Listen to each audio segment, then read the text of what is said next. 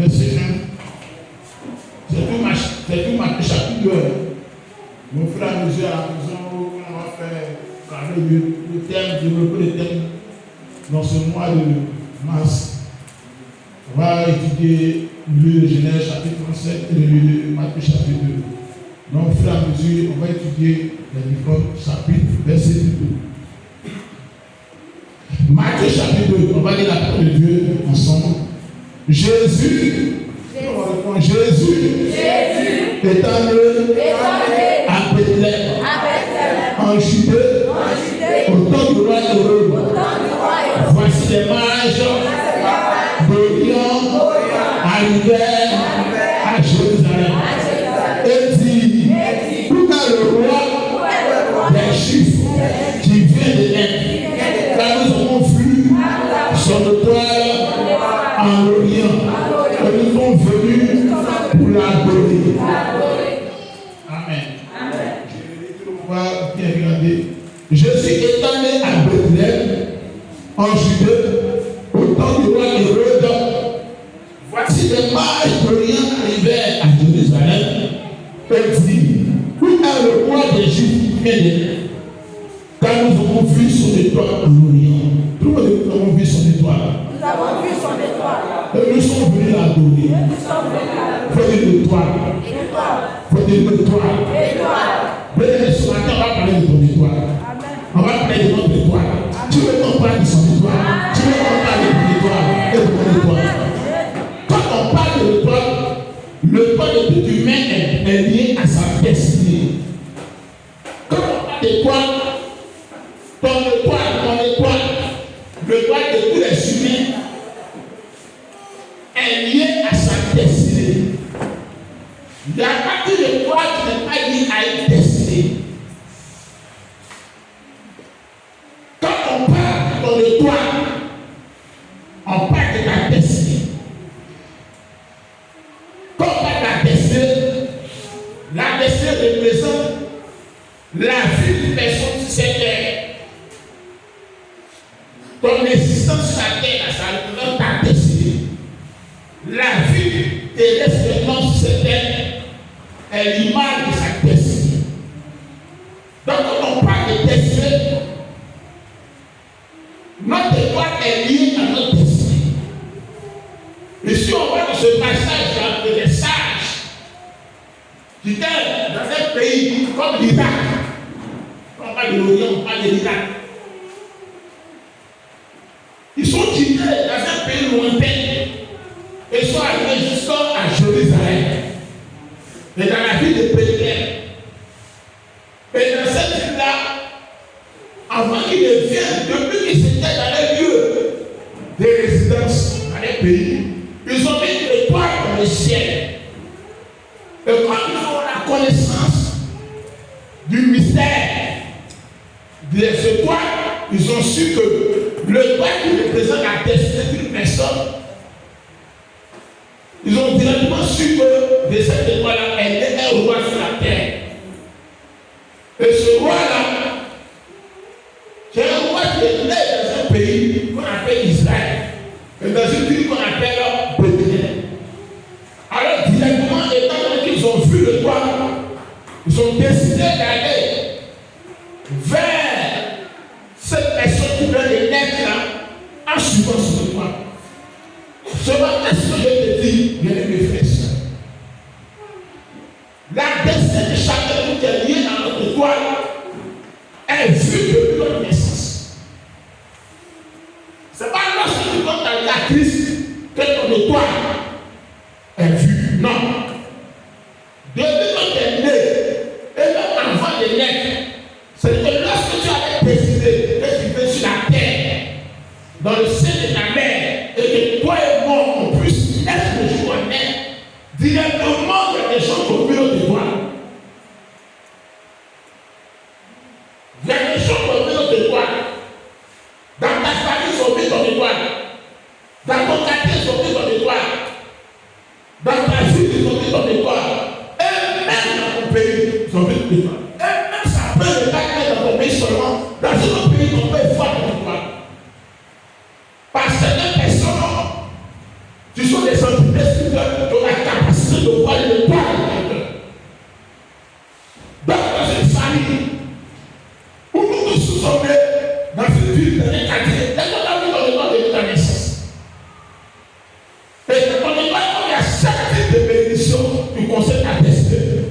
su ce que Dieu veut faire de toi sur la terre.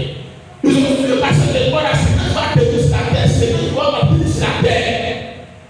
Alors, depuis ta naissance,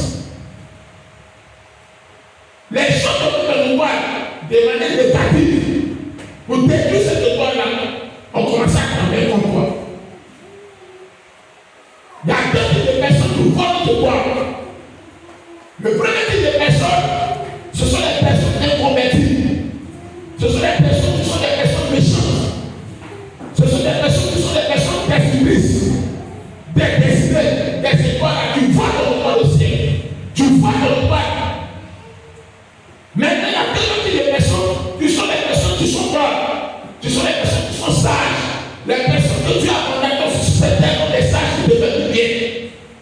Donc nos étoiles sont toujours identifiées par ces deux types de personnes. Pour le dernier, c'est la même chose qui s'est passée.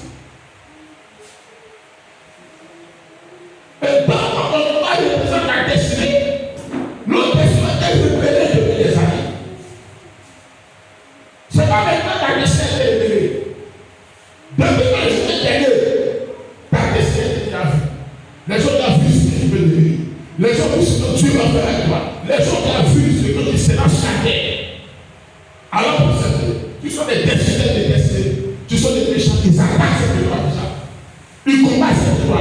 C'est pas pourquoi certaines personnes, dès qu'ils naissent, ne comprennent pas. À un certain moment, ils vont à l'école, et puis après ça, dans certaines classes, ils vont à l'école, et tu vois à un moment, les personnes commencent à avoir Dieu. Et souvent, il y a des jeunes qui se retrouvent au village, alors que ce jeune est très talentueux. Peut-être à l'école, il est excellent. Peut-être à l'école, il est parmi les meilleurs. Mais à ce moment, le jeune se retrouve au village, et se retrouve en défection. Et après, il commence à voir le tout dans le village, et puis ça descend. Parce qu'ils ont réglé son étoile, parce qu'ils ont mis son étoile, donc ils ont attaqué et détruit son étoile. Nous tous avons une étoile, une destinée. Dieu a décidé que l'étoile de chacun de nous soit brillante. Que notre étoile éclaire, elle soit éclatante. Mais les destructeurs des destinées, les méchants, on combat pour cette étoile. Donc on n'a pas conscience que tu donnes ta vie à Christ. Que le combat de ton étoile est une réalité. La guerre de ta destinée est une réalité. La guerre de ton étoile depuis ton enfance est une réalité. Et que maintenant si tu as fait ta vie à Christ, cette guerre continue toujours. Ce combat continue toujours. Alors il faut avoir pris de conscience pour que ton étoile soit délivrée. Ta destinée soit délivrée. Et que tu regardes dans cette guerre d'étoile, cette guerre de destinée que Dieu a décidé pour toi. Tant que tu n'as pas conscience, tu seras toujours les mêmes. C'est ça toute une même chose.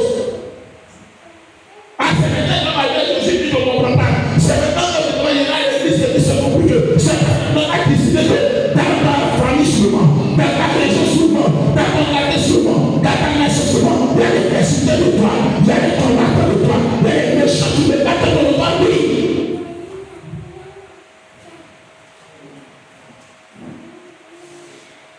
Bien-aimé, notre destinée est symbolisée par une étoile. Les mages ont vu l'étoile de Jésus. Qui a vu ton étoile?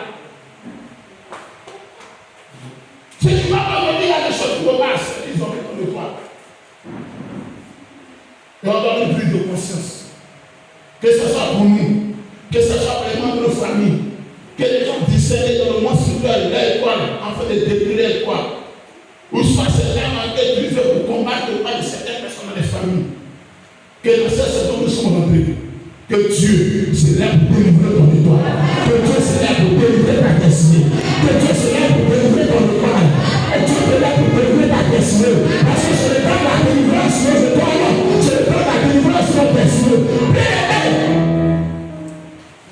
Quand tu es en face des destructeurs des étoiles, quand tu es en face des héros qui sont des méchants, héros deviennent destructeurs d'étoiles. Quand les mages sont affichés Hérode était un adversaire de cette étoile de notre Seigneur Jésus-Christ. Il a voulu s'opposer à ce que les sages ne puissent pas aller là où cette étoile était. Mais les sages avaient la sagesse divine. Ensuite, par Hérode, parce qu'ils étaient convaincus que la direction divine de cette étoile allait donner la capacité d'aller donner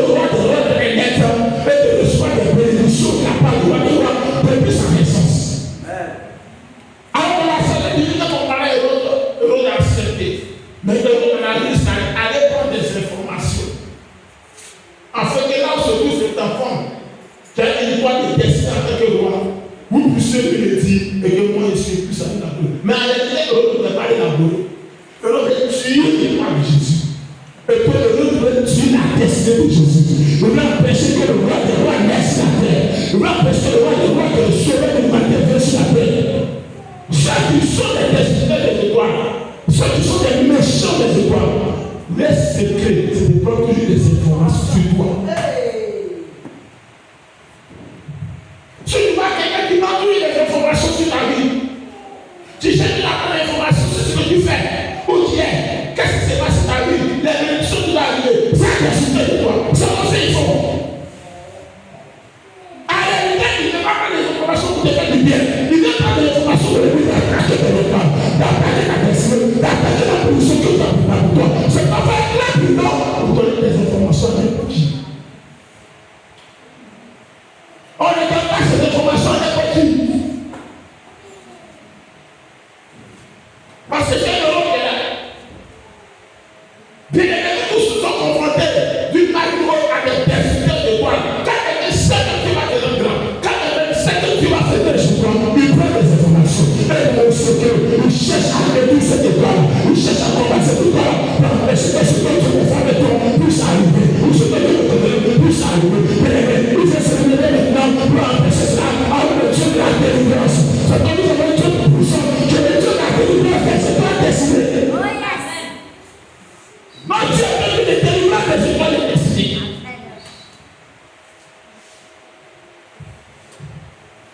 Nous avons des étoiles. Tout le monde ici à terre, nous n'avons pas une étoile dans le ciel. Et depuis la naissance, le Père là, pour certains, dans le monde spirituel, on peut voler ton étoile. Quand vous volez ton étoile, voler les grâces qui sont dans ton étoile. Voler les bénédictions de ton étoile. J'ai dit que le voleur ne fait que pour voler. Donc, il y a des voleurs de bénédictions des étoiles. Il voit la bénédiction venir. Et dans le monde spirituel, il veut que ces grâces, ces bénédictions viennent sur lui. Il ne faut pas faire attention. Il faut être prudent. Quand tu es à côté de quelqu'un, s'il prend des informations, c'est qu'il cherche à voler les grâces qui sont sur ton étoile. Deuxième point. L'une des activités des destinées de l'étoile, des méchants qui combattent les étoiles. Et la vie de ceux qui ont l'étoile destinée, bien aimé, ils cherchent à lier ton étoile. On peut lier ton étoile dans nos frontières. Quand on achète quelqu'un, on presse le bras, on achète ça. Bien aimé, la personne peut vivre ce pouvoir. La personne a des capacités de pouvoir notamment faire ce qu'il veut faire comme mouvement. Imaginez-moi, on achète ce bébé. On achète de ces données. Et imaginez-moi, on met sur lui-même aussi un voile. Comment la personne le voit?